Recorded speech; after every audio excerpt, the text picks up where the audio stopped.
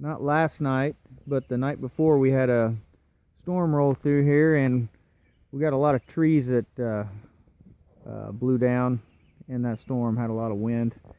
As you can see here, this big old tree here lost a limb, and it fell on this lean-to shed. Luckily, there's nothing in this corner.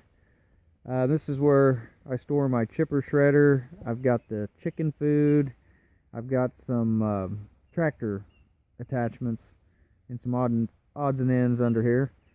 And it pretty much took off this back corner or side here. So now that's one thing that I'm going to have to clean up this weekend. I was hoping to start on my road or my lane and working on it, but always something comes up, so I got a lot of cleanup to do.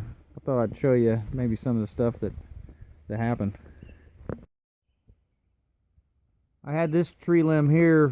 It's the top of a tree actually that fell on this old barn, and this is one we plan on tearing down here, so it's not one I'm too worried about. But as you can see, up there at the top of the tree broke off and it fell down probably 15 feet onto this top of this barn.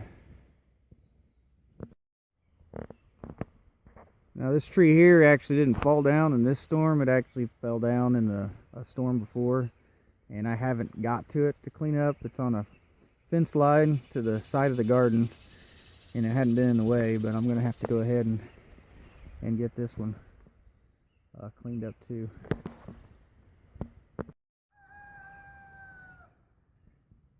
Here's a place, it's up near our camper.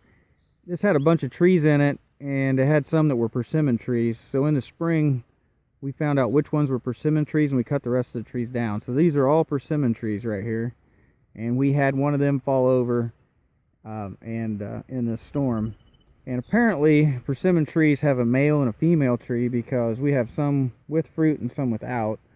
I've got this decent size, that's a persimmon tree there, and that has no fruit on it. And about half of these trees have fruit and half don't. And just happened to lose one that had a bunch of fruit on it. So a little disappointed that we lost this persimmon tree. But we do still have probably at least 7 or 10 here that are still alive.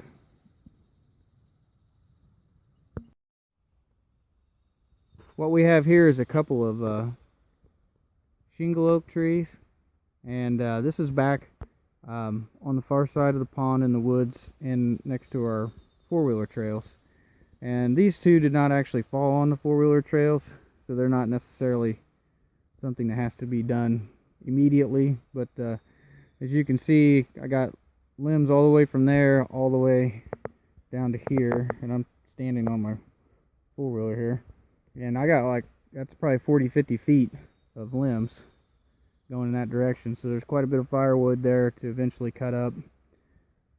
And on the trails themselves, I got a couple of 8-inch trees that are down on the trails that I'm going to have to cut up just so we can come back here and four-wheeler ride.